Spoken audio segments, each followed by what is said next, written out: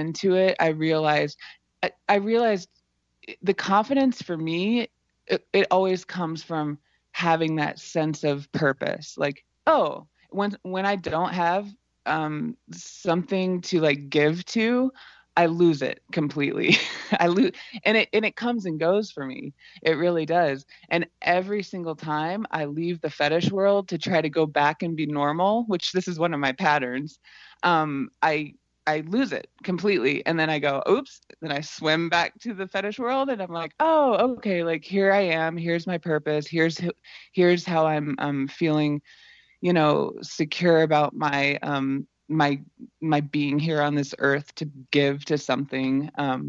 So yeah, it's been a bit of a roller coaster for me. Yeah. So Who wants to be normal? I know. Trust me, I think that's I know, trust me. It's one of my, and I'm like, okay, God blessed me with a lot of stuff, but he gave me this curse of like thinking that there's some kind of normal, like, I tend to like try to go back to it. And I have no idea why, because it's boring and horrible. But yeah, so. Would you say that your self-esteem or your self-worth is linked to feeling like you're giving to the community? Because I'm sure that I know what internet trolls are like, and if you're a little bit different, then they're going to latch onto that. So I have no doubt, like every single other model, you still get a lot of shit online. But it's the giving to the community that seems to a big appreciation. I think that's where I get that sense of the reward is that you're doing a great job, and the people are really, you're serving in terms of the work. Does that make Absolutely. I would totally agree with you on that. For me, it is definitely about, because we're not in a bubble. Like, we're not in a bubble. We all affect each other is how I see it. And when I am in my bubble and I close down and I shut down and I'm just by myself, I go nuts, because I still, because I'm still processing my life and what's happening on my journey. But when I'm able to feel like I have a sense of giving, and having that like reflected back at me as, as appreciation, as support, as adoration, yes, it does. It very much boosts my self-esteem. Do do i do i need it? It's nice. And I don't, like, anymore. I've learned that it doesn't, like, I don't let it, like, I can tell when people are being sincere or not. And I'm not somebody who goes out and like searches for it. I'm not like, oh, I need love and I need to be adored. But it's a thing that it's just a given. It's a given receiving cycle that when I give myself, I I I guess what I power up, or I boost up confidence wise, when that's reflected back at me as, hey, thanks for being here. Hey, thanks for, listening to me. Hey, thanks for accepting me, that kind of thing. So So I guess it's that reward of work, isn't it? Because there are so many there, to have rewarding work.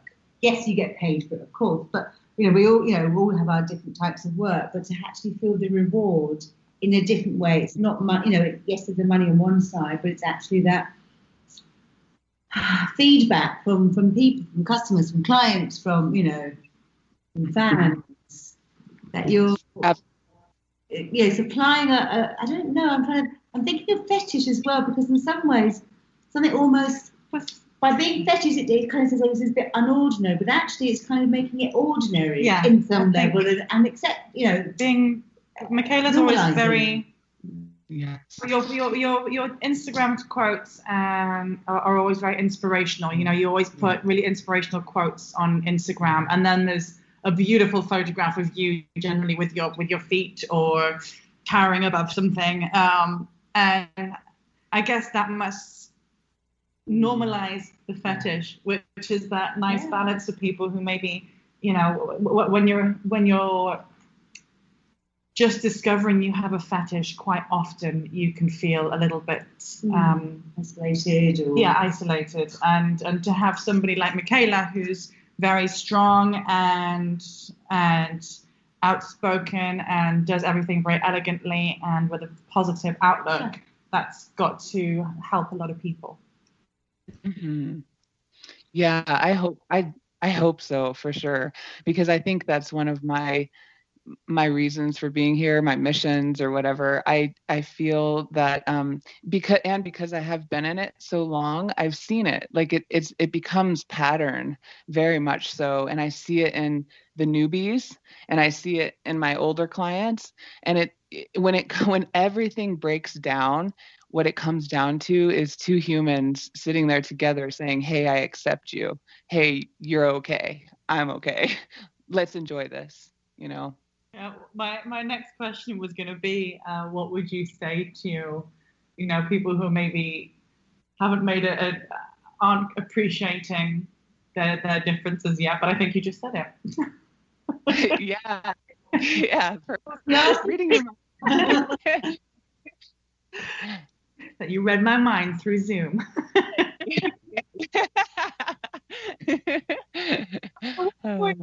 Actually, I'm quite intrigued by this.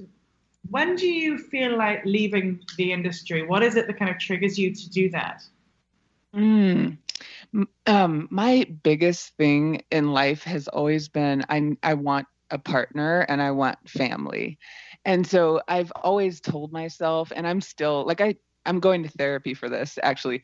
I One of my biggest things is that I feel like I can't have all of it. I feel like I can't have both. Like I feel like if I'm a fetish model, then I'll never be accepted. This is my journey too. It's not only my clients' journeys, it's mine, is the acceptance of what I do, and who I am and what I've done. And I'm finally coming to that piece where, and actually, this is very, very recent, probably within the last year of my life here, is I'm finally, I finally accepted the fact that this is what I have created. This is what I'm leaving to the world, basically, is this, legend foot fetish thing. And that when and if I do have somebody that comes into my life, they will have full acceptance of who I am, because I had to find the acceptance within myself first. And I'm finally just getting there. And it's taken a long time, big time. But that's why I always feel like the need to leave, because I'm like, oh, I'm never going to have this because I'm putting all of my effort and energy and time into, hundreds of thousands of men instead of just one. So that's always been my thing. Very, very common in our industry. How many of my friends I see do the same. I've done it. I think I dipped in and out 2 or 3 times for exactly the same reason. And like, no, if someone's going to love me, it has to be all of, not just a part. And I think, as you say, Mikayla, having therapy is that space to really explore that, isn't it? And really take that time to unwrap that a little bit. Definitely. Yes, absolutely. And I wish I would have done it. Excuse me. I wish I would have done it earlier. But it's all, it's excuse me. It's all timing, and I feel like, there are things that are bigger than us that we can't explain or know about, and it's just part of the journey. And as I'm looking at it as the observer, I really see it as that, and say, I was blessed with all of these gifts. I was blessed with, a very, open mind to things. And then I got to explore and see and do things that if I was a teacher and I would have stayed married, I would have never been able to do any of that. So having that awareness and then that gratitude for my process has made it a lot easier. but to me, the whole thing that it comes down to is acceptance. It's pure acceptance. Like, you can't change I'm not going to be able to go back and change my past, or I can't change my feet or my decisions, but I can accept it and say, hey, look at what an amazing world I've lived and life I've lived, and how I've affected these really amazing people. Like, be blessed. Like, hello. Love that. Love it. So we're going to have to start wrapping up. Okay. But before we do, we have something new. We've got some quick fire questions. Not very many. just thought it'd be quite nice for Yeah. fans to kind of get a little bit of an insight, but they're super short answers. Yeah. What's your favourite film? My favorite what? I'm sorry. Movie. Oh, It's a Wonderful Life. Nice. And people often get wrong about you. That might not be a short answer. I'll go fast. Basically that I'm intimidating because I'm huge. Yeah. What would your perfect day look like? The spa. The spa.